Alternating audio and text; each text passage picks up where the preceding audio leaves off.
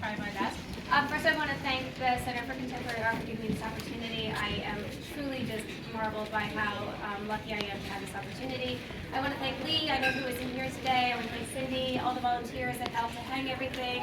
It really has been a great experience working with everyone here.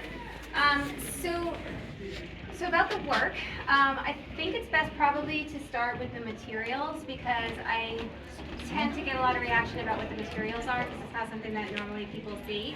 So they are mainly, the paper is sewing pattern papers that have been donated or found. Many of them are from the 1940s and 50s to the 60s, 70s, and 80s. So a lot of them haven't seen the light of day since before that, and I am aware of the fact that as soon as they see light, they begin to start to deteriorate and fall apart. They are tissue paper, so they are eventually going to disintegrate and fall away, and that's part, for me, about the beauty of the work because it's about it aging, and this is about the human experience in a lot of ways, and how nothing is very ethereal, and that there's no real time to pinpoint stuff. So there's a lot of symbolism for me. There's so much symbolism and metaphors that are layered upon each other with these things. And my hope is that as somebody who comes to the work, that they bring their own stories with them so that I don't have to dictate to you what the work is saying. So although I have a vision of what it says and what I want it to say, I love the fact that everyone here has their own way of experiencing it. The other reason, one of the other things about how they're hung off the wall is so that they can flow and move.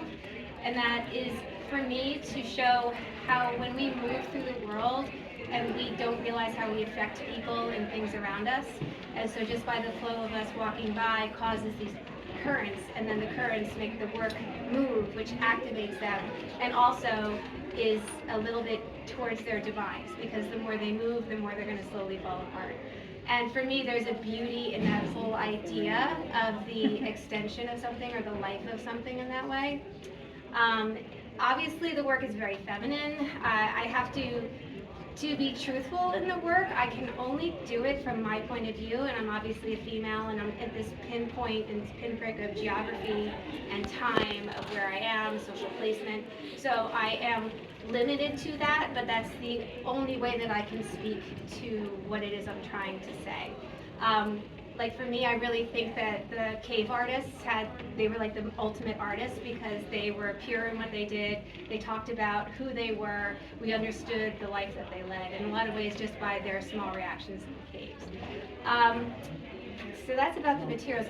The layering and the paper, like the material, it's all just about layers that are either we put upon ourselves or that are forced upon us. So even no matter how much we strip down, we always have these other layers that are on us. We don't always take them away. Thank you. As for the theme of the work, I'm probably just going to read this because it's probably the best way.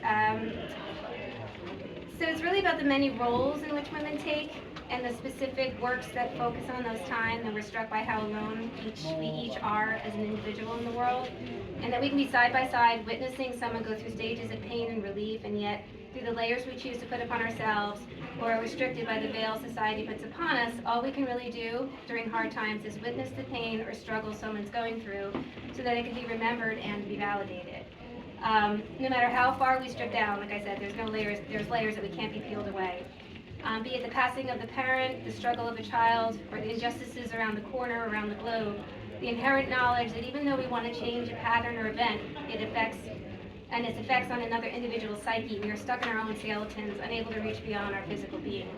And that's what a lot of this has to do with, is about witnessing other people, and as much as you want to affect and change them, we really are just stuck in our own skulls, so in our own cages of our hearts. So that's kind of about it, really. I didn't want to ramble on too much, but that's sort of a little directive of how you can see the work, and I think that's about it. If you guys have any questions, I'm happy to answer them.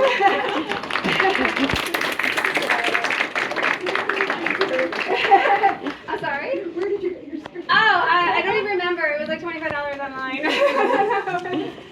So, but I'll be around if you want to ask in more informally. Yeah, that was a great Thank you Thank so you. much. Are there questions? I have a question. Yes. Can you talk about the evolution of this body of work? Yes. So the first piece when you walk in, which is the motion activated piece, was one of the earliest pieces, and that really dealt with memory.